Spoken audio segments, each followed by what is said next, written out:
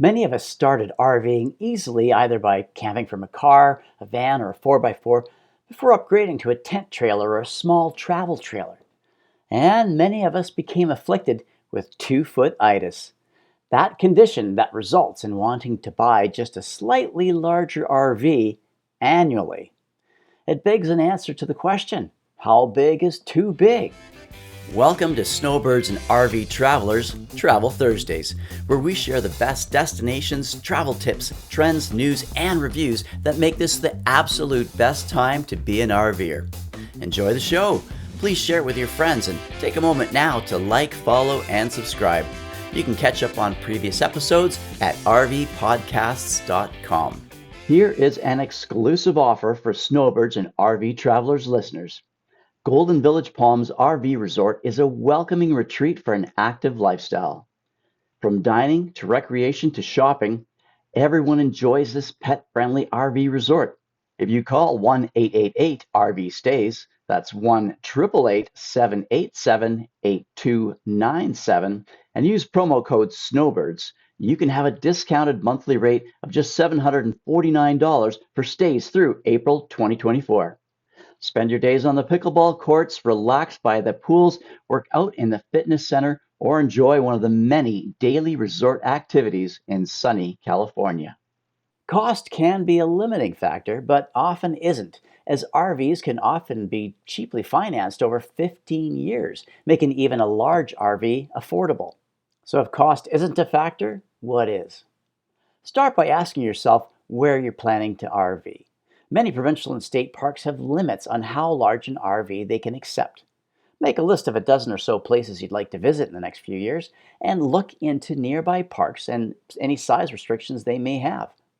We chose our 28-foot BlackRock travel trailer as it's comfortably large enough for up to 3-week stays, yet small enough to fit into most federal and provincial parks, as well as the many front country rec sites that we enjoy. British Columbia's recreation sites are smaller campgrounds with a limited number of sites, limited to no services, and can be somewhat more challenging to access, making the size decision for you. If this doesn't slay your 2-foot itis dragon, consider your tow vehicle. Every towable RV has a GVWR, gross vehicle weight rating, and every tow vehicle has a tow limit. Your current vehicle may limit the size of your RV, depending on the RV's GVWR, which is the weight of the vehicle when it's fully loaded. Full fresh, gray, and black tanks, full propane tanks, all your gear. Even getting close to your vehicle's limit, like let's say 80%, can cause you grief while driving if you have to climb hills or mountains, accelerate to merge into traffic, and it'll do so all while handling poorly. It's often said that you should purchase your tow vehicle after you decide on an RV. In our case, our 28-foot BlackRock travel trailer weighs in at a GVWR of 7,900 pounds, technically making it half-ton towable. However, after suffering through an anemically powered Coachman 34 Class A, we vowed never to be underpowered again. Thus, we chose a gently used Chevy Silverado 3500 heavy-duty diesel to tow the BlackRock. The other advantage to this choice was that it could tow a comfortably sized fifth wheel. Although it was more expensive to purchase than a similarly aged and equipped half-ton truck, it left our options open without suffering the losses involved in selling an inadequate truck, those of depreciation, extra sales tax, and time.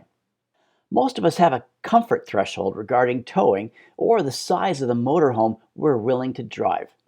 This level of confidence may be the limiting factor in your choice, but it really shouldn't be. Your confidence will be lifted with practice and experience. Taking the RV out for drives on familiar roads without a destination is a great idea. An unloaded RV and no time limit to reach a destination is a relaxed way to practice. You can also start your new or new-to-you RV experience by reserving pull-through sites to avoid backing up until you become the envy of everyone in reverse. Practice backing up with the right equipment, including a backup camera and two-way radios to communicate with your spotter. Take the unloaded RV into an empty parking lot and set up some orange cones. Accept that you will both make mistakes and have some fun. Low, no stress practice with your RV setup using and listening to verbal and visual cues from a spotter will make the first trip comfortable and rewarding. We also suggest that you start RVing early in the season and leaving midweek if possible, as traffic is lighter and the campgrounds and RV parks are near empty. You should be aware that in many states and provinces, you will need a recreational trailer endorsement if your RV weighs more than 4,600 kilograms, roughly 10,000 pounds, and an air brake endorsement if either your truck or your RV are equipped with those. If you tow without this type of endorsement, you may find that you don't have insurance coverage in the event of an accident, a potentially disastrous financial calamity, or worse. In British Columbia, it's a written test to obtain your learners, which is good for a year, and a subsequent road test using your truck and trailer. We also recommend taking a recreational trailer endorsement driving course where your ability and confidence surges under competent instruction. If you don't want to get this endorsement, limit the size/weight of your RV to less than 4,600 kilograms, again, roughly 10,000 pounds.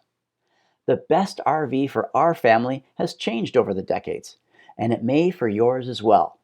We suggest you choose the RV size that best meets your needs for the next 5 years. Keep in mind the size that keeps your options open for 5 years or more, and don't let your driving fears decide the best size for you.